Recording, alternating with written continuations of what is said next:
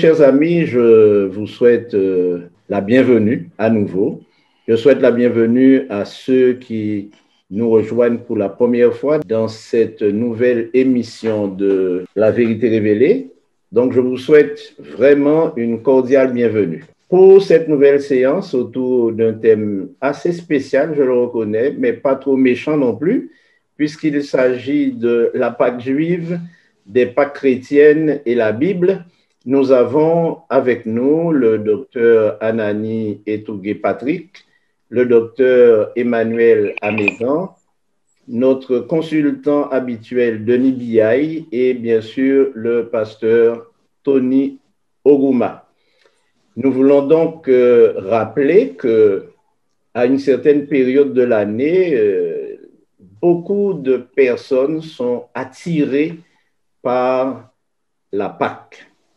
Alors, pourrais-je déjà poser la question à Dr Anani, qu'est-ce que la Pâque d'une manière générale? La Pâque, le terme, la racine hébraïque, Pesach, est utilisé 76 fois dans la Bible. Mais dans ces utilisations, il apparaît 55 fois comme le nom, 7 fois comme un verbe et 8 fois comme un adjectif. Et les autres fois, là, je n'ai pas pu tracer. Dans la forme verbale, à l'indicatif, ce qu'ils appellent en hébreu le kal, ça signifie clocher d'un côté et de l'autre. Vous trouvez cela dans 1 Roi chapitre 18, verset 21, quand vous avez le prophète, les 400 prophètes de Baal. Mais dans l'Exode chapitre 12, là où la Pâque est utilisée la première fois, il signifie passer par-dessus à cause du sang, verset 13, verset 23, verset 27. Alors, vous avez dans Ésaïe 31, verset 5, ça a un sens différent. On dit épargner. Dans l'épisode également d'Élie et les prêtres de Baal, le verbe signifie et il dansait et il sautait autour de l'autel. Alors, ça crée un problème. Qu'est-ce que la Pâque? Est-ce que ça vient d'un verbe ou ça vient d'un nom? Donc, il y a des débats étymologiques complexes que je veux m'épargner aujourd'hui. Mais Pisséach signifie boiteux. Les érudits donc pensent que la Pâque, Pisséach, est un rite de passage. D'autres disent que c'était un festival lunaire. D'autres disent que c'est un rituel apotropaïque. D'autres disent que c'est un rituel d'inspection. Et d'autres également disent que c'est une danse qui s'appuie sur le sens de passer par épargner. Alors, la version grecque de la Septante, c'est-à-dire la traduction grecque de l'Ancien Testament de l'hébreu grec, lorsqu'elle traduit le mot Pessah, elle met le grec skepazo, qui signifie couvrir ou protéger, dans Exode chapitre 12, verset 13 et verset 27. Et la Vulgate, version latine, va dire protegam. Alors, elle traduit également dans Ésaïe 31, verset 5, elle traduit par komai, c'est-à-dire aller passer dessus. Alors, la Pâque, pour les Grecs, c'est une préservation, un salut, une délivrance. Donc, voilà un peu ce que j'ai pu glaner des étymologies. Nous voyons que la fête se déroulait le 14 du premier mois des Juifs, qui avant était le mois d'Abib. Après, maintenant, c'est devenu, après l'exil, le mois de Nissan. Donc, voilà un peu ce que je peux donner pour pouvoir lancer le débat sur toutes ces étymologies qui sont difficiles. Mais voilà ce que j'ai pu recueillir. Et alors, si je comprends bien, la Pâque fait partie de la culture grecque aussi, alors que l'on a tendance à penser que la Pâque est liée uniquement à la délivrance du peuple d'Israël et à sa sortie d'Égypte. Parce que tu sais que à partir du 2e siècle avant Jésus, les Juifs ne parlaient plus beaucoup l'hébreu. Ils avaient été, après la dispersion, ils avaient été un peu dans le monde entier. Les 10 tribus d'Israël avaient été renvoyées en Assyrie, dont elles avaient disparu. Il restait que la tribu de Benjamin, des Lévites et la demi-tribu de Manassé. Alors, à Alexandrie, donc, il y avait une colonie juive très importante qui, eux, voulaient la Bible, mais ils ne connaissaient plus l'hébreu.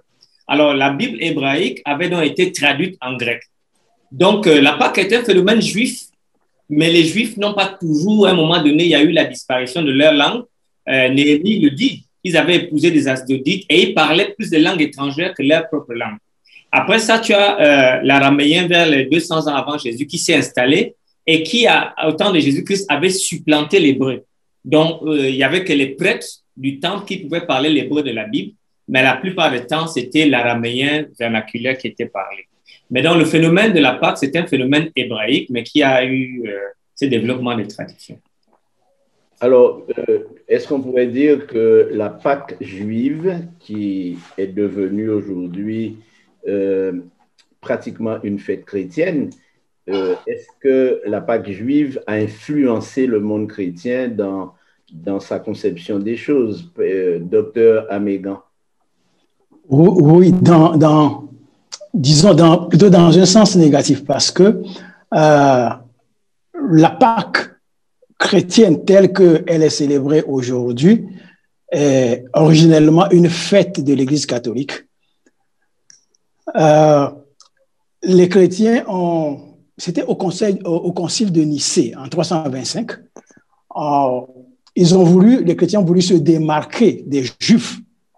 Donc, dans cette perspective-là, ils ont institué la Pâque au pluriel.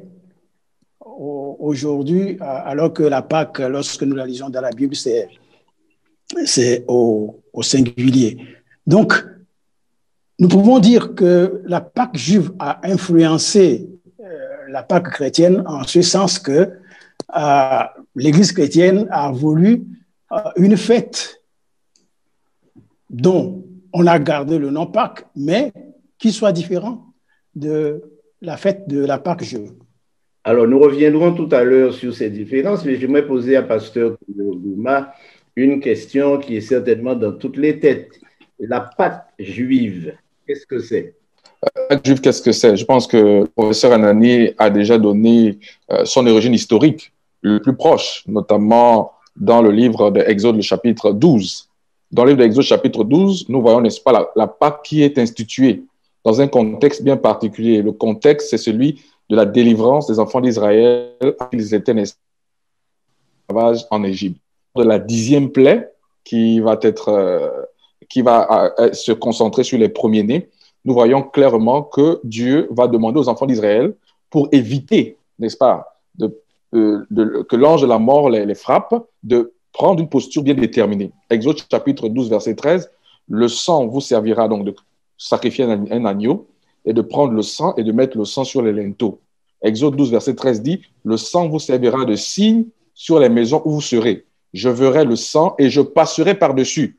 D'où l'étymologie du mot, comme le professeur Ananim l'a tout à l'heure dit, je passerai par-dessus. En anglais, on dira Passover. En français, nous allons dire, n'est-ce pas, Pâques. Donc, je passerai par-dessus vous et il n'y aura point de plaie qui vous détruise quand je frapperai le pays d'Égypte. Et nous voyons que cette fête est instituée maintenant dans Exode chapitre 12, verset 14. L'événement est institué comme une cérémonie perpétuelle. Exode 12, verset 14, vous conserverez le souvenir de ce jour et vous le célébrerez par une fête en l'honneur de l'Éternel. Vous le célébrerez comme une loi perpétuelle pour vous et vos descendants. Ainsi, la Pâque, la Passover, est mise en place, n'est-ce pas, par Dieu comme une cérémonie qui va marquer ou qui va mettre l'accent sur 3 éléments particuliers. Sur l'élément de l'animal sacrifié qui était un agneau, sur le sang qui est versé et qui est répandu sur les linteaux pour la protection, et enfin sur le souvenir de la délivrance de l'esclavage en Égypte. C'est ce que je peux dire. Alors, bien sûr, on comprend très bien que cet événement était essentiel puisque le peuple d'Israël était en captivité, paraît-il, pendant plus de 400 ans.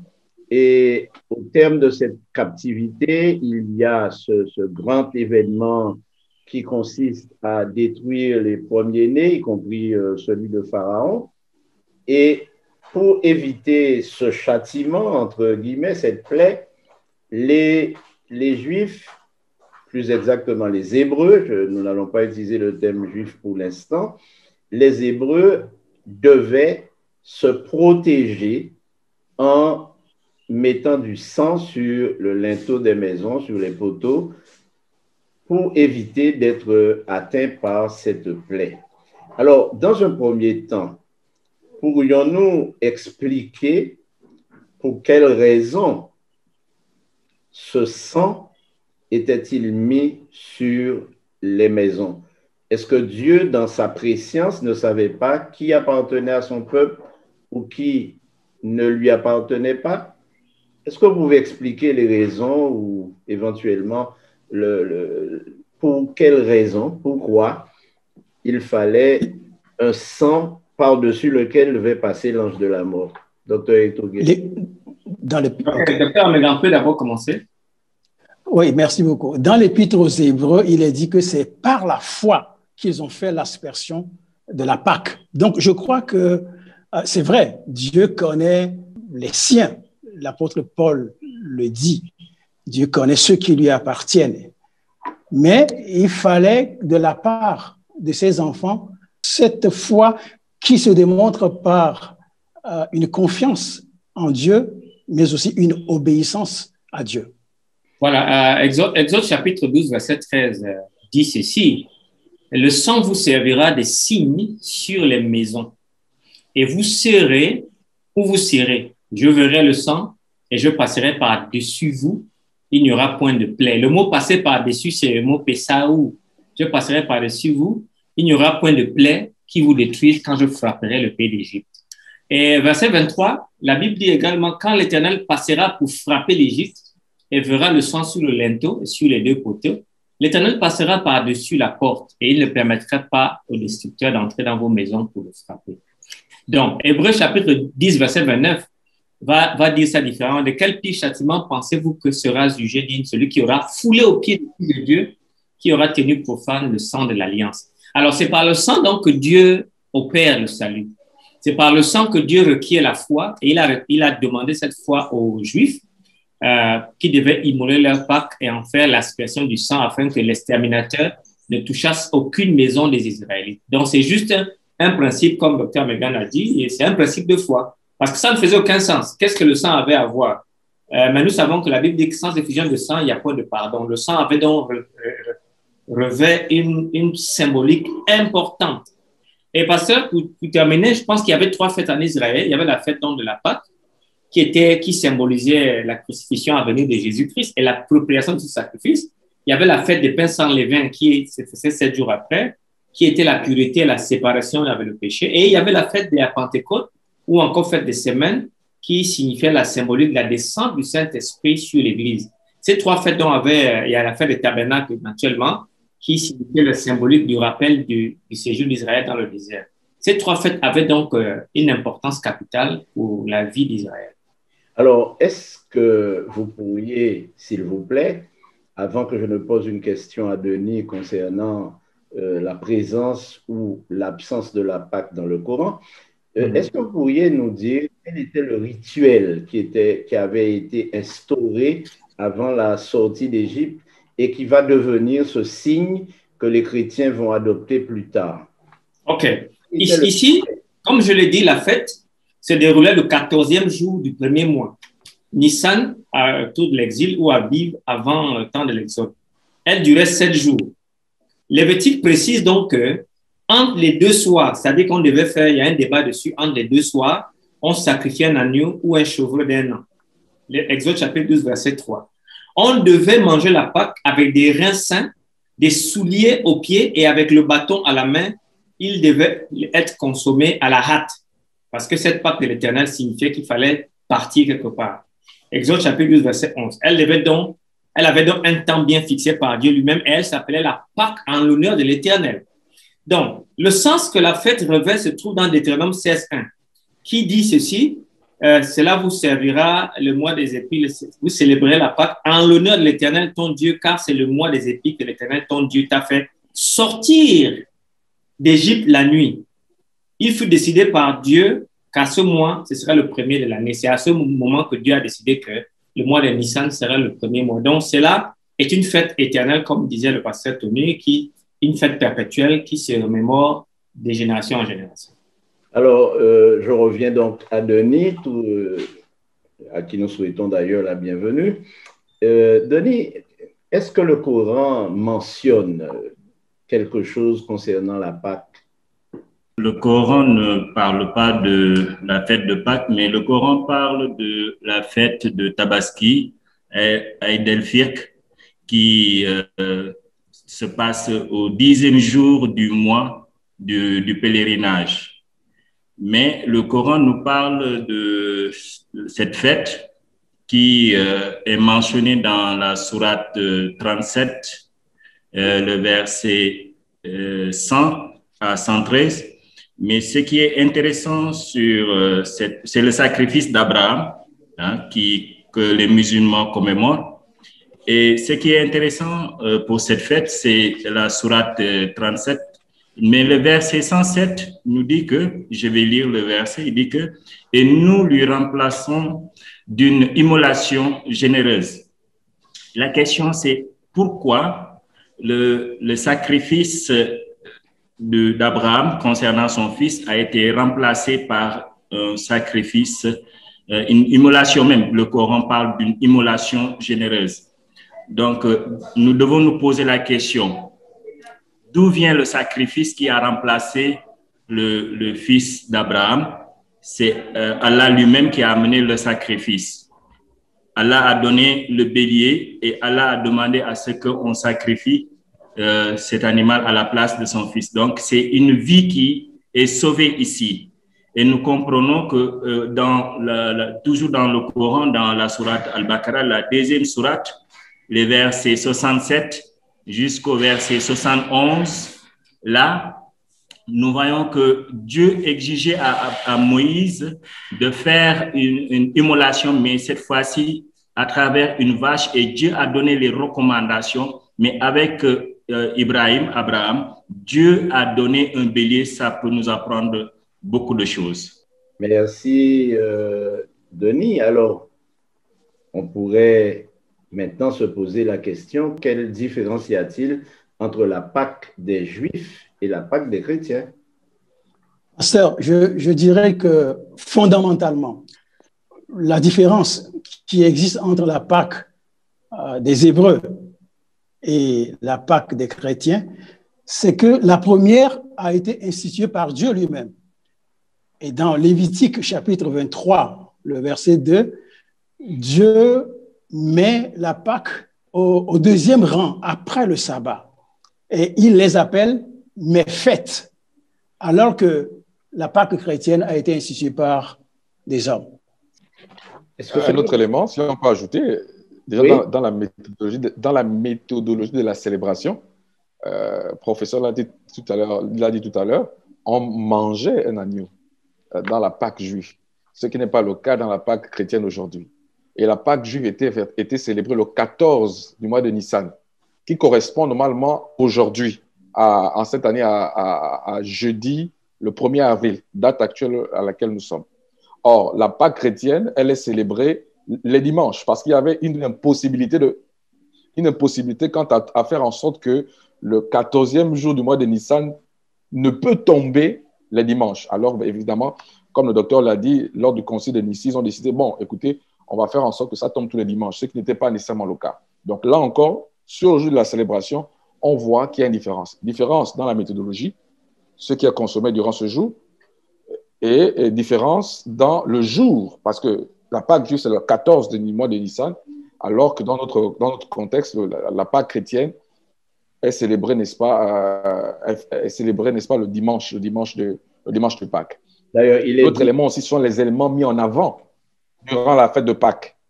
Les éléments mis en avant durant la fête de Pâques. La Pâque juive met en avant l'agneau, met en avant le sang, met en avant l'aspect de la délivrance, de la servitude d'Égypte. La Pâque chrétienne met en avant, n'est-ce pas, la résurrection de Jésus, parce que, dirait-on, ou disent-ils, ils célèbrent la Pâque chrétienne en mémoire de la résurrection de Jésus. Sans compter les événements symboliques qui tournent autour de cela, de la Pâque chrétienne, le lapin, l'œuf, les œufs, les gâteaux, que l'on ne retrouve pas dans la Pâque juive ou la Pâque hébreu.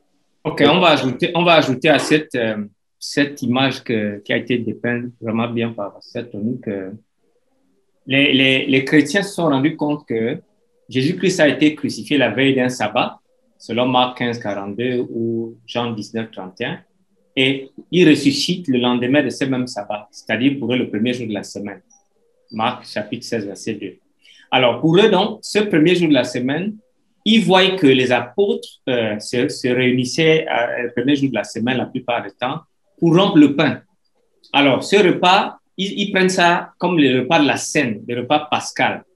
Et c'est dans le premier jour de la semaine que les assemblées chrétiennes, entre eux-mêmes, ils les lisent comme ça. Encore que là, on ne sait même pas, est-ce que c'était le samedi soir ou est-ce que c'était le dimanche, parce qu'on ne sait pas si Luc utilisait le compute romain de minuit à minuit ou il utilisait le compute juif d'un coucher du soleil à un autre coucher du soleil. Alors, ce jour reçoit donc un nom nouveau selon les chrétiens, jour du Seigneur dans Apocalypse chapitre 1, verset 10, qui lisent comme étant le dimanche. Or que nous lisons simplement comme étant soit le jour eschatologique ou soit le sabbat. Donc, ici, il faut se rappeler que les chrétiens d'Orient, il y a eu une bataille entre les chrétiens d'Orient et d'Occident. Ceux d'Occident voulaient fêter ça n'importe quel jour, mais que ce soit un dimanche, et ceux d'Orient voulaient fêter ça comme dans le Nouveau Testament, le 14 de Nissan. Et actuellement, où nous parlons, les chrétiens d'Orient fêtent ça un autre jour que les chrétiens d'Occident catholiques. Donc, c'est vraiment une institution catholique qui a été imposée de manière séculaire au monde. Voilà ce que je voulais ajouter sur ce qui a été dit. Alors, est-ce qu'on ne peut pas maintenant, puisqu'après tout ce qui a été dit, situer la Pâque? Parce que la plupart des encyclopédies, la plupart des historiens disent que la Pâque ne peut pas être célébrée avant le 22 mars, ni après le 25 avril. Ça, c'est dans le monde chrétien. Mais, selon ce que vous venez d'expliquer, la Pâque était célébrée un jour par année. Et de préférence, le 14 de Nissan, qui correspond, comme nous l'a dit Pasteur Tony, au 1er avril. D'ailleurs, le 1er avril est réservé aux poissons. Poisson d'avril, mensonge orthonormé, mensonge organisé, dans lequel tous les chrétiens s'engouffrent pour faire des plaisanteries, oubliant que c'est un véritable mensonge que de dire à quelqu'un quelque chose qui n'existe pas. Bon, ça, c'était une parenthèse concernant le 1er avril. Mais je reviendrai pour dire ceci. Comment situer la Pâque aujourd'hui dans la vie chrétienne? Ici, ce qu'il faut peut-être voir, c'est que Nissan, dans la Bible, ou Abib, c'est mars-avril. Donc, la Pâque se situe le 14 de Nissan, c'est-à-dire le 14 du mois d'avril. Alors, comment situer la Pâque? Jésus nous donne un texte là. Il dit clairement que toutes les fois que vous faites ceci en mémoire de moi, en réalité, Jésus a laissé quelque chose de palpable pour célébrer sa mort. Et cette chose, c'est la Sainte Seine qu'il a instituée. Parce que la coutume de rompre le pain, que disent les chrétiens catholiques et plus tard les autres chrétiens, me semble un peu bizarre parce que vous voyez actuellement des chrétiens qui mettent la kippa, qui portent, qui ont la corne de bélier, qui ont la kippa, le petit chapeau là et qui ont les habits des juifs, mais qui adorent le dimanche. C'est vraiment assez drôle pour moi parfois de voir ça. Parce qu'en réalité, ce qui spécifie le juif, c'est le sabbat. Ce n'est pas la corne de bélier, ce n'est pas la kippa. Un juif est juif parce qu'il garde le jour de l'Éternel. Et rappelez-vous que la Pâque, c'est la Pâque de l'Éternel. Ce n'est pas la Pâque d'une église. L'église chrétienne ne peut pas se prémunir et dire que c'est la Pâque chrétienne. Il n'y a pas une chose comme Pâque chrétienne. Il y a la Pâque de l'Éternel où vous devez la faire comme Dieu l'a fait.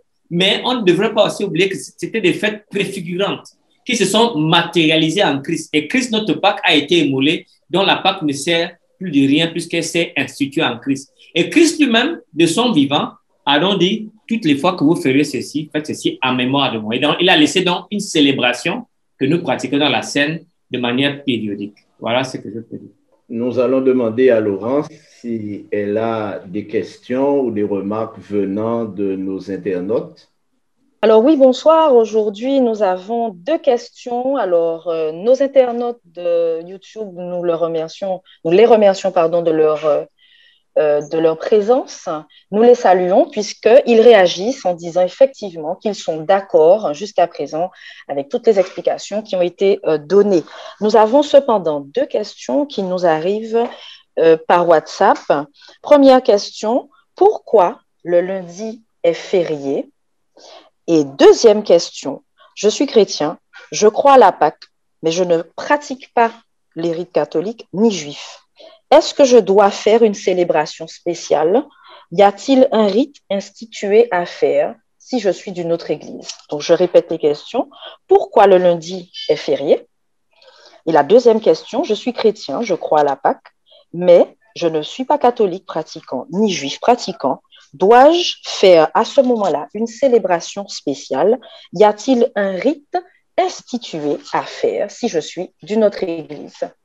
Voilà. Alors, merci. Je suggère que nous allions à la deuxième question et ensuite nous revenons à la première, parce qu'il y a beaucoup de groupes chrétiens aujourd'hui qui observent les fêtes d'une manière générale.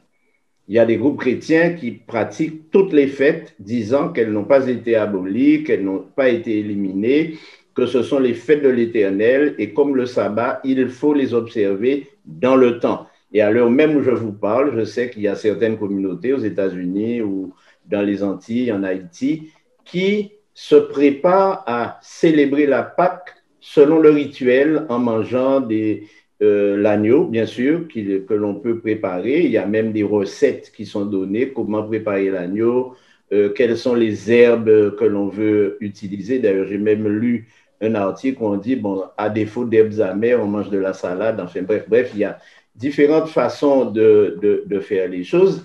Mais à votre avis, et c'est un avis que je vous demande concernant cette question, le chrétien devrait-il célébrer la Pâque? Non, pasteur Guy Roger, c'est pour ça que j'ai donc dit qu'il y a des fêtes préfigurantes. C'est-à-dire que quand Dieu a fait son sanctuaire, il a mis 3 grandes fêtes pour lesquelles les Juifs devaient aller à Jérusalem chaque année. Alors, ces fêtes, comme je l'ai dit, vous avez la première fête, qui est la fête de la Pâque, la fête des pains sans levain, qui préfigurait ici la crucifixion du Sauveur à venir. Et dans 1 Corinthiens 5:7, cette fête s'est réalisée. Paul dira, faites disparaître le vieux levain afin que vous soyez une Pâque nouvelle, puisque vous êtes sans levain, car Christ, notre Pâque, a été émolée. Elle s'est réalisée en Christ. La deuxième fête, c'est la fête des pains sans levain, qui passe du 15e au 21e jour de la Bible. Cette fête signifiait qu'elle symbolisait la pureté et la séparation du péché. Après, il y a la deuxième fête, c'est la fête des Pentecôtes, la fête des semaines. Cette fête, donc, signifiait la descente du Saint-Esprit, et cela s'est passé dans Actes chapitre 2. La dernière fête, c'est la fête des Tabernacles, qui est la fête de Sukkot, du 15e au 22e jour de Tishri, 7e mois de l'année juive, qui signifiait donc le rappel du jour d'Israël au désert, avec la délivrance d'Égypte, en attendant la délivrance à venir. Toutes ces fêtes ont été donc manifestées dans la vie de Christ, et donc il n'y a plus de fête en tant que telle que nous devrions faire. Ça n'a pas de sens. Et je veux dire pour finir, vous devez comprendre que Paul avait raison lorsqu'il disait, mais ils sont devenus durs d'entendement, car jusqu'à ce jour, le même voile demeure quand ils font la lecture de l'Ancien Testament et ils ne se lèvent pas parce que c'est en Christ qu'il disparaît. Si quelqu'un lit la Bible comme un juif, il va tomber, il restera dans les ténèbres. On lit la Bible et c'est le Nouveau Testament qui nous donne une ouverture de l'Ancien Testament. Si vous venez lire la Bible, dites que les fêtes se fassent, vous pouvez avoir beaucoup de risques de ne même pas connaître Dieu tel qu'il devrait être connu. Alors, je pense que le bon texte que je voudrais donner, c'est Luc chapitre 22, verset 19. Jésus prit du pain et après avoir rendu grâce, il le rompit et leur donna en disant, « Ceci est mon corps qui est donné pour vous, faites ceci en mémoire de moi. » Donc, Jésus-Christ laisse donc un symbolisme, le symbolisme de la Sainte Seine, que nous devons instituer entre nous-mêmes en lavant les pieds. Et puis, il a laissé ça. Mais toutes les églises chrétiennes ne lisent pas ces versets, mais veulent faire la Pâque, et non même juive, mais une Pâque chrétienne. Et comme je l'ai dit, il n'y a pas une telle chose comme la Pâque chrétienne dans la Bible. Il y a seulement la Pâque de l'État. Bien sûr, l'internaute demande, dans le cas où il devrait célébrer la Pâque, y a-t-il un rite qu'il devrait... Le rite, c'est dans le lavement des pieds, la consommation du vin et du pain, un pain sans levain. Parce que dans les 7 jours de la fête des pains sans levain, la fête qu'on appelait ça la fête des pains sans levain, il ne devait pas avoir du levain dans la maison des Israélites. Donc, on peut faire la Pâque de nos jours dans la commémoration de la Sainte Seine. Et cela est bien pratique.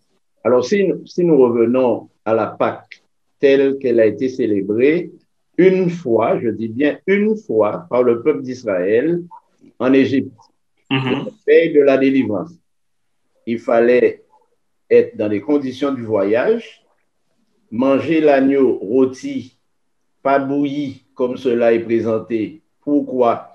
Parce que c'était le seul moyen de manger l'agneau sans avoir à le cachériser. On sait bien que les Juifs, lorsqu'ils veulent manger une viande quelconque, surtout le bœuf, l'agneau, etc., il faut qu'il soit cachérisé. La viande doit être cachérisée pour extraire tout le sang. Or, la méthode juive qui consiste à manger la chair sans la cachériser, c'est de la rôtir, puisqu'on sait que l'effet de la chaleur neutralise le sang, etc. Donc, c'est pourquoi Dieu avait dit de ne pas manger l'agneau bouilli. On n'allait pas le cuire avant, mais il fallait le rôtir pour le manger dans les conditions sanitaires qu'il avait ordonnées. Les reins sains, le bâton à la main et avec des herbes amères qui avaient un certain symbolisme. Quel était le symbolisme de ces herbes amères? Les herbes amères pouvaient symboliser l'amertume que Jésus-Christ va subir au niveau de la croix. Hein? La vie rude et l'amertume. Est-ce que les herbes amères ne pouvaient pas aussi symboliser les épreuves qu'ils allaient traverser dans le désert ou les difficultés qu'ils connaîtraient dans leur vie de nomade? C'est possible. Est-ce que vous voulez affirmer que les Hébreux, en quittant l'Égypte, avaient déjà projeté leur regard à travers la Pâque qu'ils célébraient sur le sacrifice de Jésus? Non, et c'était une projection sur la délivrance. Parce que rappelez-vous, à chaque fois que Dieu sauvait son peuple, même des Assyriens, c'était toujours placé comme une Pâque. C'était comme ça. Délivrance d'Égypte, dont la Pâque est devenue le symbole de la délivrance par excellence. C'est pour ça que quand le pasteur est venu parle de la délivrance que Jésus-Christ a acquise à la croix, c'est une forme également de délivrance. Jésus-Christ est passé à la croix, il nous a protégés. Donc, tout le monde qui se met sous le linteau de la croix est protégé de la même manière comme l'ange destructeur dans le temps de l'Exode. Donc, je crois que c'est ça que Dieu a fait. C'était cette délivrance qui était symbolisée par la Pâque et par la croix. Donc, devrions-nous conclure simplement que le chrétien n'a pas à observer la Pâque aujourd'hui dans les mêmes conditions qui étaient celles des Hébreux à la sortie d'Égypte. Docteur Amégan? J'aimerais revenir sur la question que nous discutions avant. C'est vrai que peut-être que les Hébreux eux-mêmes ne voyaient pas dans l'agneau qui était immolé le Messie à venir, mais c'est ce que Dieu lui voyait. C'est ce que Dieu lui voyait. La Pâque est cette fête-là qui est en même temps tournée vers le passé, donc c'est son aspect commémoratif. Les enfants d'Israël devaient célébrer cette fête-là chaque année en mémoire de la délivrance dont ils ont été l'objet de la part de Dieu. Mais dans la pensée de Dieu, cette fête devrait aussi diriger leur regard vers l'avenir, c'est-à-dire la première venue du Messie. Donc, Jésus est venu, il a accompli la Pâque, comme le disait tout à l'heure le professeur Touguet. Christ, notre Pâque, a été immolé, et un des signes que Dieu a opéré pour signifier aux Juifs que la Pâque a aussi un aspect tourné vers l'avenir, vers le Messie, c'est que à la mort de Jésus, le rideau qui séparait le lieu saint du lieu très saint a été déchiré par la main de Dieu lui-même. Et à partir de ce moment, Jésus institua la Sainte Seine, en remplacement de la Pâque, et la Sainte Seine a cette même double vocation. La Sainte Seine est commémorative, mais elle projette aussi la foi des croyants vers le retour de Jésus. Jésus l'a dit, et c'est dans ce texte de Paul, 1 Corinthiens chapitre 11, les versets 25 et 26, Jésus dit, et c'est Paul qui rapporte, et Paul dit que c'est Jésus lui-même qui lui a montré. Et je souligne l'importance du récit de la Sainte Seine tel que l'apôtre Paul le rapporte.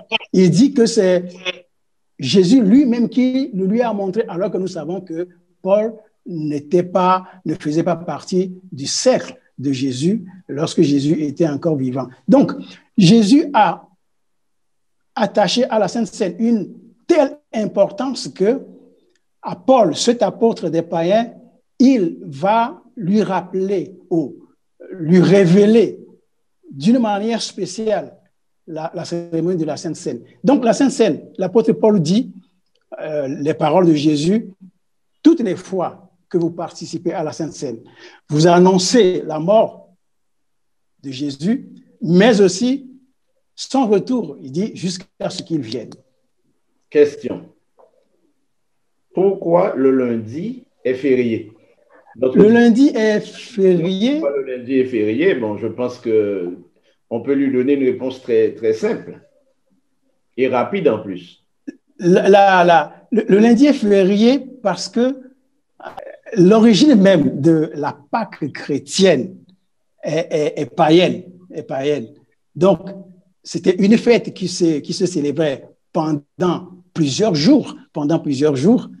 Et quand l'Église catholique d'ailleurs, nous l'avions vu lorsque nous discutions sur cette même plateforme de la Sainte-Valentin.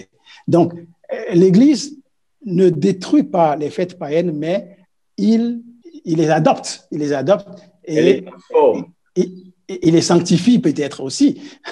Donc, en prenant le modèle sur cette fête païenne qui se célèbre plusieurs jours, l'Église catholique prévoit plusieurs jours pour la Pâque, mais aussi pour permettre aux chrétiens catholiques de se confesser, parce que l'Église pense qu'on peut profiter de cette période de fête pour se confesser. Donc, on leur donne assez de temps pour se confesser aussi. Remarquez bien que dans le calendrier grégorien que nous observons, rares sont les fêtes qui ne tombent pas un dimanche. Noël, le jour de l'an, sont des fêtes qui sont célébrées et qui tombent à n'importe quel jour de la semaine, mais toutes les autres fêtes dites chrétiennes, la Pâque, la Pentecôte, etc., tombent toujours un dimanche. Et bien entendu, comme cela tombe un dimanche, on libère le lundi pour que après la fête, on récupère, et surtout que ce sont des fêtes qui sont fêtées avec force alcool, force danse et beaucoup de manifestations. Donc, les jours qui suivent ces dimanches sont fériés pour permettre une reprise de l'activité économique dans les meilleures conditions. C'est d'ailleurs la seule explication que nous puissions donner, puisque si un jour qui est fêté, c'est le dimanche, le jour qui vient après n'est pas un jour de fête, mais il est férié pour donner une certaine liberté, une certaine aisance à ceux qui ont célébré la fête, surtout s'ils ont investi, ils se sont investis physiquement pour la reprise économique. Maintenant, oui, mais pasteur, mais ça a une portée religieuse aussi, parce que je me souviens que c'est le président Sarkozy en France qui avait lutté pour abolir le lundi comme jour férié. Mais c'est l'Église qui s'y était opposée. Donc, il y a quand même aux yeux de l'Église une couleur religieuse à cela. Oui, c'est une prolongation, si l'on pourrait dire. Je voulais ajouter simplement que le mot Pâques, tel que nous l'avons en anglais, signifie Easter. Ce n'est pas un nom chrétien, il porte son origine babylonienne. Et Pâques en anglais, donc Easter, n'est pas autre chose selon Dieu Babylone d'Alexander Hislop, c'est Astarté, n'est-ce pas? Les Ninivites ont évidemment identifié cette divinité Easter à Ishtar, qui était le culte de Bel et d'Astarté que nous connaissons dans l'Ancien Testament. Et donc, dans l'Europe moderne, c'était la fête des druides. Donc, l'Église romaine a juste habillé ces fêtes païennes à une manière chrétienne. Et le problème maintenant, c'est qu'on ne sait même plus comment identifier ce qui est chrétien et ce qui est païen. Ce que le professeur a dit, c'est pourquoi vous allez faire la différence entre la Pâque et la Pâque. La Pâque biblique n'a pas d'S, mais la Pâque que nous célébrons, ou que les chrétiens célèbrent aujourd'hui, a S. Et cette Pâques avec S, qui est traduit en anglais par Istar, et qui fait référence, n'est-ce pas, à la déesse de la fertilité dont le professeur vient d'en parler. Vous savez, il y a une expression que l'on trouve liée à la Pâque, c'est entre le dimanche de Pâques et Quasimodo. Est-ce que vous avez une explication pour nos internautes? Qu'est-ce que cela veut dire, Quasimodo? Deux mots latins et qui se trouvent dans cette expression. Quasimodo, ce sont deux mots que l'on trouve dans le rituel de la messe, après la Pâque. Et c'est pourquoi cette expression est située entre ces deux éléments qui étaient en fait deux dimanches, simplement. Maintenant, il est possible d'ajouter davantage. Les encyclopédies sont là pour ça, nous pouvons y aller. Mais comme la question est souvent posée, il faut seulement dire que Quasimodo, c'est deux mots latins qui sont mis ensemble pour annoncer la suite de la Pâque. Pasteur, j'aimerais dire qu'il y a tout de même un rapport très étroit entre le soleil, le culte du soleil et la Pâque chrétienne telle qu'elle est célébrée aujourd'hui. Nous l'avions vu que c'est au concile de Nicée en 325 qu'il a été décidé que la Pâque serait célébrée le premier dimanche après la pleine lune de l'équinoxe du printemps. Donc, c'est le dimanche. Et déjà avant cette date, avant ce concile-là, l'Église chrétienne célébrait déjà le dimanche en mémoire de la résurrection de Jésus-Christ. Donc, le culte du soleil a influencé la décision du Concile de Nicée à fixer la Pâque sur un dimanche. Le terme Quasimodo aussi est appelé le deuxième dimanche de Pâques, ce qui signifie que cette expression entre Pâques et Quasimodo signifie entre le dimanche de Pâques et le deuxième dimanche de Pâques, selon la tradition chrétienne qui, nous le savons très bien, est une tradition qui a sa racine dans le culte solaire. Nous avons... Je profite d'apporter un point très rapidement puisque je n'ai pas beaucoup de temps. On m'a partagé l'image, en fait, le lien du Zoom. Donc, j'ai écouté une partie. J'ai commencé à écouter quand le pasteur Guy Roger parlait de la date, la période de la Pâque. Entre-temps, il y a eu pas mal de choses, mais je voulais juste apporter un point que je trouve important. Peut-être que vous avez déjà parlé de ça. C'est au sujet donc du calendrier rabbinique et aussi le calendrier karaïte, des Juifs karaïtes, et aussi le calendrier grégorien. Donc, on voit effectivement que à un moment dans l'histoire, jusqu'à aujourd'hui, on retrouve les Juifs karaïtes qui ont un calendrier et on retrouve aussi les Juifs rabbiniques qui ont un calendrier. Je voulais préciser que les Juifs rabbiniques, ils ont un calendrier qui est lunisolaire. Donc, un peu comme au temps de Babylone. Tout à l'heure, le frère nous disait qu'il y a un lien aussi avec le soleil, donc en lien avec la période babylonienne. Mais dans l'histoire, on voit que les Juifs karaïtes, ce sont des Juifs qui ont cherché à utiliser le calendrier vraiment hébraïque. Non pas le calendrier rabbinique qui était lunisolaire, mais le calendrier hébraïque qui est lunaire. D'ailleurs, les pionniers de l'Église adventiste, les millérites, avaient cette connaissance-là et ils ont choisi d'étudier les prophéties, par exemple pour calculer la prophétie des 2300 soirées matin à partir du calendrier karaïte. Mais je parle de l'ancien calendrier karaïte parce que entre-temps, les Juifs karaïtes ont adopté le calendrier rabbinique qui est connu actuellement. Donc, je trouve que c'est très important de préciser cela parce que si vous cherchez dans les anciens écrits des millérites et dans des livres anciens, ils disent que toutes les fêtes juives actuelles que l'on célèbre d'après le calendrier rabbinique, pour les Juifs karaïtes, c'était fêté un mois plus tard. C'est pour cela que le Yom Kippour en 1844 tombait le 23 septembre 1844 pour les Juifs rabbiniques, tandis que selon le calendrier prophétique hébraïque et karaïte, ça tombait le 22 octobre 1844. Ce qui veut dire que si l'on devait vraiment considérer les fêtes d'après ces éléments-là, si c'est vraiment véridique, la Pâque que l'on célèbre en ce moment est décalée parce qu'elle est fondée toujours sur le calendrier lunisolaire. Tandis que si on se fonde sur les écrits qui nous montrent que les Juifs karaïtes avaient un mois de retard, et lorsqu'on calcule avec le calendrier lunaire qui est disponible sur Internet, la Pâque tomberait en fait le 22 avril. Donc, c'est juste une piste de réflexion pour nous montrer en fait à quel point on peut des fois se tromper. On répète les erreurs du passé qui des fois s'accordent à la tradition du judaïsme ou du catholicisme. Mais où se trouve réellement la vérité? Là est la grande question. Oui, la vérité, c'est que la Bible dit que la Pâque, c'est le 14 de Nissan. Donc, l'amener au 22 ou au 23, ce n'est pas correct. Pour moi, le calendrier israélien était un calendrier lunaire au début. Mais rappelez-vous, Israël n'est pas seulement resté au désert. Hein.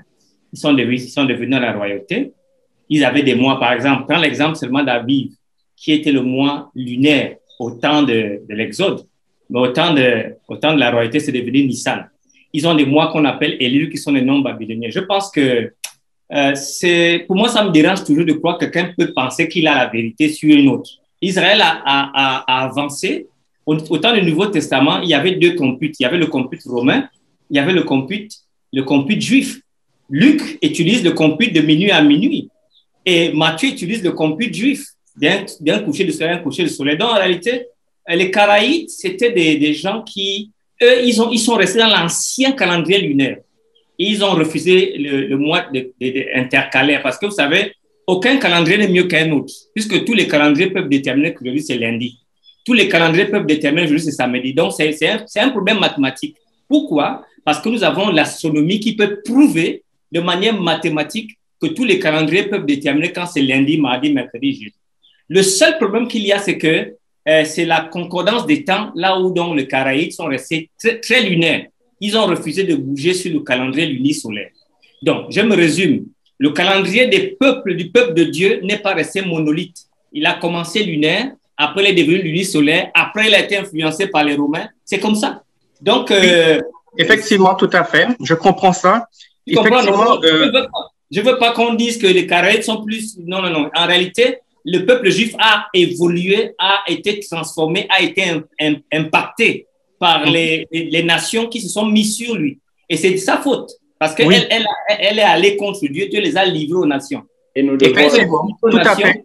Elles ont donc suivi le calendrier. Mais en fait, le point, en fait, c'est qu'effectivement, les hommes changent, mais Dieu ne change pas. Voilà. Oui. Mais nous devons ajouter que nous avons un autre élément de confusion puisque nous sommes maintenant fixés sur le calendrier grégorien, le calendrier papal qui a été conçu pour mettre en relation les différentes croyances pagano, j'allais dire judéo-chrétiennes, et faire en sorte que le monde chrétien se réunisse autour de mêmes valeurs. Merci pour cette intervention formidable et je pense que nos internautes ont apprécié cette lumière qui s'ajoute à celles qui sont en train de scintiller dans notre émission. Mais merci à vous. J'aimerais dire ceci. Jésus a observé la Pâque. Alors, pour quelle raison, lui qui représentait l'agneau pascal, a-t-il célébré la Pâque? C'est parce que nous parlons ici de la préfiguration. Parce que Jésus-Christ, il est né pour ça. Il est né pour venir souffrir à la croix pour sauver les gens. Donc, il était la Pâque lui-même. Il était donc l'agneau qui devait subir la souffrance pour sauver le monde entier. Donc, il a préfiguré et il a réalisé et il a laissé un symbolisme pour nous. Il dit, toutes les fois que vous ferez ceci, vous faites en mémoire de moi. Mais à la grande surprise, les chrétiens n'ont pas fait ça à la mémoire de Jésus-Christ. Ils ont institué autre chose. Donc, c'est là où, pour mon humble avis, là où le problème se situe. Quelle relation y aurait-il entre la Sainte Seine, donc la communion qui est célébrée chaque dimanche chez les catholiques, qui est célébrée une fois par trimestre dans certaines communautés, qui est célébrée une fois par an chez les témoins de Jéhovah, et quelle relation y a-t-il entre cette Sainte Seine et le Yom Kippour? Oui, pasteur, excusez-moi. Là, vous aviez posé tout à l'heure une question. Pourquoi Jésus a fêté la Pâque? Ça me rappelle son baptême. Lorsque Jean s'y opposait, Jésus dit tout simplement, accomplissons ce qui est juste. Je crois que en se soumettant à la fête de la Pâque, qui a été instituée par son Père, donc lui-même, il n'était qu'en train d'accomplir ce qui était juste. Mais comme nous l'avons dit, pour moi, tout ce que nous avons discuté tout à l'heure des différents calendriers ne me pose aucun problème. Parce que n'oublions pas qu'à l'origine, la seule fête, c'était le sabbat. Toutes les autres fêtes, Dieu les a greffées sur cette première fête. D'ailleurs, le livre de Lévitique, au chapitre 23, commence par, lorsque Dieu énumère ses fêtes, il commence par le sabbat. Donc, toutes ces fêtes sont venues à cause du péché. Et, gloire à Dieu, Jésus, qui a été l'agneau de Dieu qui a été immolé, a, par son sacrifice même, aboli toutes ces fêtes-là. Donc, toutes ces fêtes qui étaient liées à des calendriers, des différents calendriers tels que vous venez de les évoquer, n'ont plus aucune importance pour le chrétien que je suis. Jésus a aboli toutes ces fêtes qui étaient liées au péché, à son sacrifice, et il a institué, comme le professeur Etougué l'a dit plusieurs fois, la Sainte Seine. Et la Sainte Seine, Jésus dit tout simplement, toutes les fois que vous la célébrez. Donc, il n'y a aucun problème pour le chrétien par rapport à la seule fête que Jésus nous a donnée en remplacement de la Pâque, en plus du sabbat qui est hebdomadaire et qui ne pose aucun problème. C'est Georges Boto. Je lui dis que les chrétiens ont changé des choses, comme si à travers les âges, il n'y a pas toujours eu un peuple du reste qui a conservé la vérité jusqu'à nous. La question serait aujourd'hui, mais pourquoi est-ce que nous sommes au courant de la différence si les chrétiens ont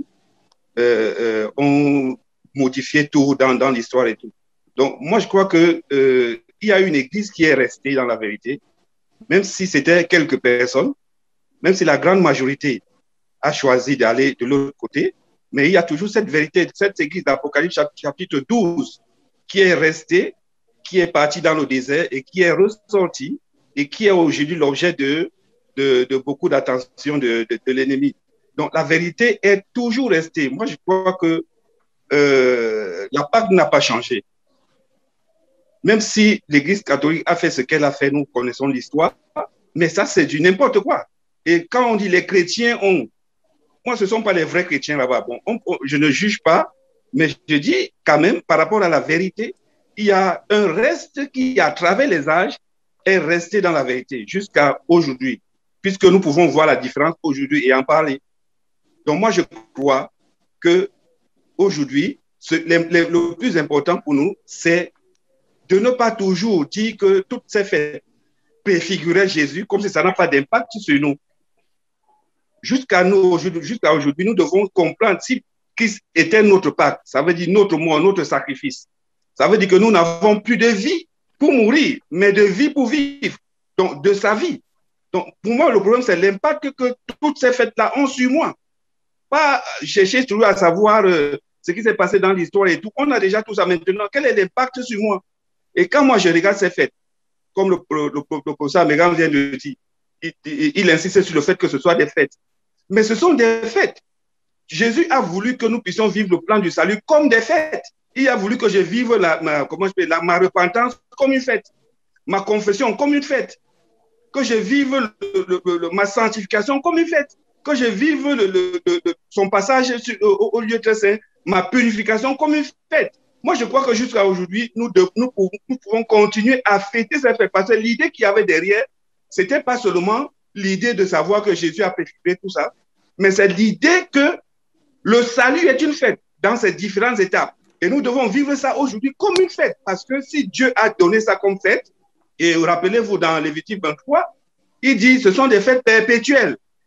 Donc, quand je vois perpétuel, je me dis, mais même après la mort de Jésus, peut-être c'est fait différemment, mais il y a toujours cette perpétuité de la fête.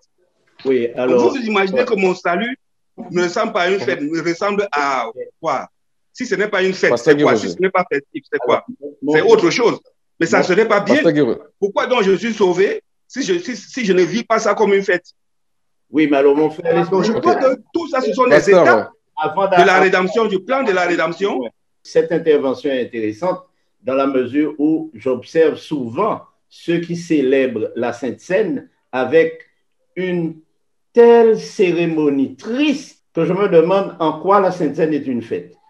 Parce qu'il y a un drap blanc qui recouvre comme un cercueil, des gens qui font du rite, qui font toutes sortes de choses, on est très sérieux. Ce n'est pas une fête. Une fête se célèbre dans la joie. Et moi, quand je vois comment certaines Saintes Seines sont organisées, où les gens sont habillés en noir et blanc comme s'ils sont en deuil, etc., etc., alors je comprends qu'on est en train de commémorer la mort de Jésus, donc on est dans le deuil, on est dans l'esprit du sacrifice, etc. Mais attention, si nous utilisons la légitimité de la fête, il faut à ce moment-là que l'on fête toutes les fêtes. Fête des moissons, fête des trompettes, fête des tabernacles, fête de la Pâque, fête de la Pentecôte, etc. Ce qui rend un petit peu le paysage confus. Mais je suis très d'accord avec notre ami, le frère Georges. Oui, en fait, par rapport à l'intervention du frère, c'est vrai que ça me fait beaucoup réfléchir. Je me pose beaucoup cette question-ci, d'autant plus que par exemple, dans les prophéties de l'Ancien Testament, lorsqu'il est parlé de Élie, le messager, le prophète, son message, en fait, invite le peuple de Dieu à revenir à la Torah, à reconsidérer pas mal de choses de l'Ancien Testament. Maintenant, on sait que toutes les fêtes étaient christocentriques et se sont accomplies à travers la vie de Jésus. Mais il y a quand même des questions puisque on voit que ces fêtes ont aussi une dimension prophétique. Par exemple, on a parlé des Millérites qui ont pu trouver la date du 22 octobre 1844. On sait très bien qu'ils se sont trompés sur l'événement. N'empêche que leur calendrier était correct. Et le calendrier, en réalité, c'est le calendrier de l'adventisme, mais on a mis de côté, on met l'accent sur la déception par rapport au fait qu'ils se sont trompés d'événement. Mais la date était vraiment bonne. Et l'autre point, c'est que dans la Bible, dans Zacharie 14, il est parlé de Sukkot, une fête qui va se faire sur la terre. On ne parle pas encore du retour en gloire, là. Donc, ça fait réfléchir. Maintenant, on sait très bien que dans le Nouveau Testament, l'apôtre Paul dit clairement que tout ce qui faisait référence aux sacrifices, aux libations ont été abolis. Mais on ne peut pas dire aujourd'hui que les 7 fêtes de Yahweh, parce qu'il y en a 7 dans Lévitique 16, je crois, il parle d'abord du sabbat hebdomadaire et ensuite des 7 fêtes de l'Éternel. On ne peut pas dire aujourd'hui qu'elles sont abolies. Elles ont été accomplies en Christ. Maintenant, toute la partie sacrificielle est complètement abolie, mais on ne peut pas dire aujourd'hui que ces fêtes sont abolies. Mais ça, c'est mon avis. Maintenant, comment aujourd'hui fêter, si l'on devait le faire, ces fêtes-là de manière christocentrique, en laissant tout ce côté, le côté des sacrifices, ça, c'est une question. Mais la Bible nous montre clairement dans Zacharie 14 que cette fête va être célébrée sur la terre à un moment donné. J'aimerais lire un texte là, un texte de la Bible. Colossiens chapitre 2, versets 16 à 17. Colossiens 2, 16 à 17 dit que personne donc ne vous juge au sujet du manger ou du boire ou au sujet d'une fête. Peut-être le professeur Anani va nous définir le mot fête là. C'est quel mot grec qui est utilisé? Parce que le mot fête là me fait penser, Colossiens 2, 16 à 17. Le mot fête là me fait penser au festival. Donc, personne ne vous juge au sujet du manger, du bois ou au sujet d'un festival. On en a 7 dans l'Ancien Testament. D'une nouvelle lune ou des sabbats. Évidemment, le sabbat ici, il s'agit des sabbats cérémoniels et non du sabbat hebdomadaire. Paul ajoute, c'était l'ombre des choses à venir, mais le corps est en Jésus-Christ. En d'autres termes, ces choses sont déjà passées. N'oubliez pas, dans l'Ancien Testament, les festivals sont des miroirs qui nous permettent de voir Jésus. Les festivals sont des miroirs qui nous permettent de voir Jésus. Ou si vous voulez, le plan de rédemption qui sera accompli en Jésus. Dans le Nouveau Testament, on n'a plus besoin de miroir, puisqu'on voit lui-même le sacrifice expiatoire. Jean, en voyant Jésus, dit clairement, « Voici l'agneau de Dieu qui ôte le péché du monde. » Donc, dans le Nouveau Testament, nous n'avons plus besoin d'un miroir, nous n'avons plus besoin d'un festival pour voir Jésus. On le voit lui-même, sacrifié, immolé à la croix, verser son sang pour le pardon de nos péchés. Donc, l'accent dans le Nouveau Testament, dans l'Ancien Testament est mis sur les festivals pour nous aider à voir. Parce que n'oubliez pas, les festivals avaient aussi un but pédagogique pour aider les enfants d'Israël à comprendre le plan de la rédemption. Et Jésus, comme le docteur Amégan l'a si bien dit, est venu et pour, comme on le dit en anglais, to fulfill all righteousness, pour accomplir toute justice, va accepter de célébrer la Pâque parce que lui-même, il l'a institué. Mais une fois il a fini d'instituer la Pâque, lui, l'agneau immolé, Paul va nous dire que la Pâque, notre véritable Pâque, ne se trouve plus dans la célébration d'une fête, en prenant le pain sans levain, en mangeant, en tuant un agneau, en consommant. Non, notre véritable Pâque s'est accompli en la personne de Jésus. Donc, si je ma Pâque en Jésus, je n'ai plus besoin d'un festival. Mon véritable festival, c'est celui de savoir que j'ai été sauvé par le sang de Jésus. Donc, je n'ai plus besoin de fêter les trompettes, le tabernacle, parce que toutes ces choses-là tournaient autour de qui? Tournaient autour de Jésus. Donc, mon véritable festival, ce n'est plus la Pâque. Mon véritable festival, ce n'est plus la trompette. Mon véritable festival se situe en ce que Christ est mort à la croix du Calvaire pour moi. Parce que c'est ça le véritable sacrifice. Le véritable sacrifice n'est pas celui qui était effectué lors de la Pâque dans l'Ancien Testament ou lors des pains sans levain dans l'Ancien Testament. Le véritable, ces sacrifices préfiguraient le véritable sacrifice. Donc, j'ai le véritable sacrifice avec moi.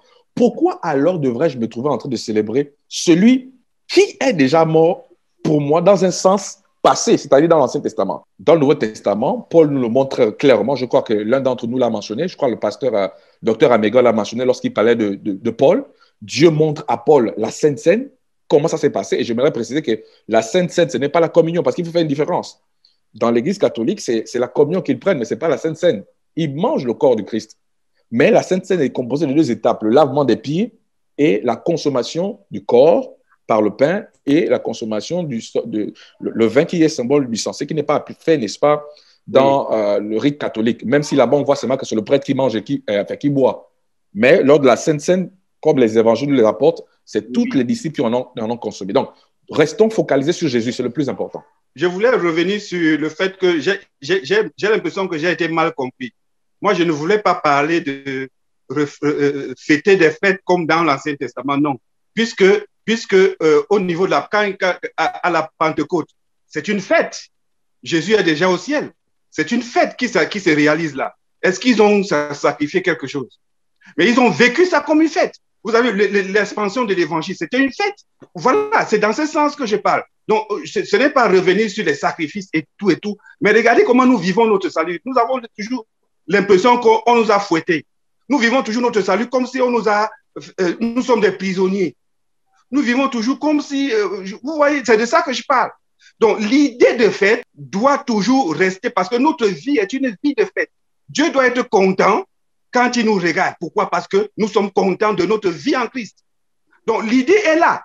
Mais ce n'est pas les cérémonies. Je ne parle pas de cérémonies, je parle de ma vie en Christ. Elle doit toujours être joyeuse, parce que l'idée de Dieu en donnant des fêtes, c'était que son peuple soit joyeux.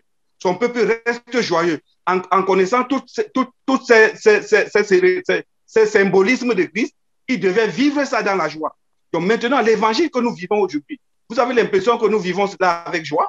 C'est ça le problème. Est-ce que c'est ça le problème? Est-ce que notre Sainte Seine, quand nous vivons la Sainte Seine, c'est avec joie? Nous avons toujours l'impression que, comme Paul a dit, pourquoi vous ne pouvez pas manger chez vous et pourquoi vous courez les risques de porter la malédiction. Du coup, les Saintes Seines sont devenus franchement, il vaut mieux. On a l'impression qu'il ne vaut même pas. C'est pas la peine d'y être. Disons que donc, c'est de ça que je parle. Ce sont des veillées mortuaires. L'esprit de la fête est parti et nous avons l'esprit de deuil dans tout ce que nous faisons. Même une petite comment je peux dire, une petite épreuve de rien du tout, au lieu de vivre cela avec joie. Juste pour terminer, je voulais préciser par rapport à la citation qui a été donnée, que personne ne vous juge au sujet des fêtes, des nouvelles lunes, etc. Si on considère vraiment le contexte de ce texte, c'était de mémoire, Paul s'adressait à la population de Colosse, et dans cette population, il y avait beaucoup de juifs et beaucoup de païens. Mais il y avait à cette période des juifs, comment dire ça, judaïsants qui voulaient imposer leurs fêtes aux païens. Mais c'était déjà très laborieux pour ces païens qui venaient de prendre comment dire, la bonne nouvelle de Jésus-Christ. Donc, Paul s'adresse à ces païens en leur disant que personne ne vous juge au niveau des fêtes, etc., puisque l'essentiel se trouve dans le corps de Christ. Mais Paul n'a jamais dit de ne pas les fêter. D'ailleurs, on voit même dans l'Ancien Testament, dans le Nouveau Testament, des scènes où Paul part à Jérusalem pour une fête juive. Donc, il faut bien prendre cela en considération. Et l'autre chose, si vous lisez dans ce même paragraphe, ce même chapitre, je n'ai pas la référence, mais Paul s'adresse à Colosse. Un peu plus haut, je crois que c'est 3 versets plus haut, il parle aussi des traditions humaines qui vont s'ajouter aux fêtes, si vous lisez bien. Et ça nous concerne aujourd'hui, puisque aujourd'hui, en tant que chrétien, on est vraiment confronté à ce problème. C'est-à-dire que toutes les fêtes dites chrétiennes aujourd'hui, on sait très bien qu'elles sont païennes. Donc, on est dans une situation complexe dans la mesure où on a accepté des fêtes dites chrétiennes, on les célèbre un peu, on essaie de les spiritualiser. N'empêche que les fêtes que Dieu avait instaurées, on veut complètement les oublier sans pour autant rechercher le côté christocentrique, bien entendu en laissant tomber tout le côté sacrificiel, puisque à travers le sacrifice de Jésus, tout est accompli. Donc, c'était juste ça mon point. J'aimerais juste dire concernant le Coran, comment le Coran parle de l'importance du sang. Dans la sourate 5, le verset 27, il nous parle de 2 fils d'Abraham qui faisaient le sacrifice. Il y a un qui a apporté des fruits et l'autre a apporté un bélier. Et Dieu a agréé le sacrifice de celui qui a apporté un bélier. Donc, le Coran met l'emphase sur l'importance du sang de sacrifice sanglant. Je termine avec ces mots. Comme je l'avais dit au départ, la fête chrétienne de Pâques, telle qu'elle est célébrée aujourd'hui, je le répète, est une institution humaine. Et en tant que telle, c'est un défi à Dieu. C'est un affront à Dieu. Parce qu'il me semble que la prérogative d'instituer une fête n'appartient qu'à Dieu seul. Dieu dit, ce sont mes fêtes. Donc, qu'un homme s'arroge cette prérogative et institue une fête religieuse n'est ni plus ni moins qu'un défi lancé à Dieu. Dans 2 Thessaloniciens, chapitre 2, et le verset 4, la Bible parle d'un adversaire de Dieu en ces termes. L'adversaire qui s'élève au-dessus de tout ce qu'on appelle Dieu ou de ce qu'on adore jusqu'à s'asseoir dans le temple de Dieu, se proclamant lui-même Dieu. Et je termine avec ce texte de Matthieu, chapitre 15, le verset 9, où Jésus dit « C'est en vain qu'il m'honore en enseignant des préceptes qui sont des commandements d'hommes. » S'il fallait répondre à la question « Doit-on célébrer la Pâque de l'Ancien Testament aujourd'hui ?» est non, puisque Christ est notre... Dès lors, au lieu de célébrer la Pâque de l'Ancien Testament, nous sommes invités dorénavant à célébrer la Sainte Seine, dans laquelle, n'est-ce pas, Jésus va demander à tous ceux qui s'autoproclament disciples, ou tous ceux qui sont disciples, tous ceux qui sont ses disciples ou son disciple, puissent, n'est-ce pas, prendre le pain, prendre le vin, laver les pieds et tout ça, en gardant l'esprit que je le fais parce que j'ai été libéré du péché, je le fais parce qu'un jour Christ reviendra et nous aurons l'opportunité de souper ensemble sur la même table. Donc aujourd'hui, nous pouvons un peu célébrer la Pâque de l'Ancien Testament, mais nous sommes invités à célébrer par contre la Sainte Seine. Évidemment, clôturer en disant, gardons la joie dans le cœur, nous sommes chrétiens, sauvés par la grâce, nous n'avons aucune raison d'être malheureux, mais au contraire, toutes les raisons d'être heureux et joyeux.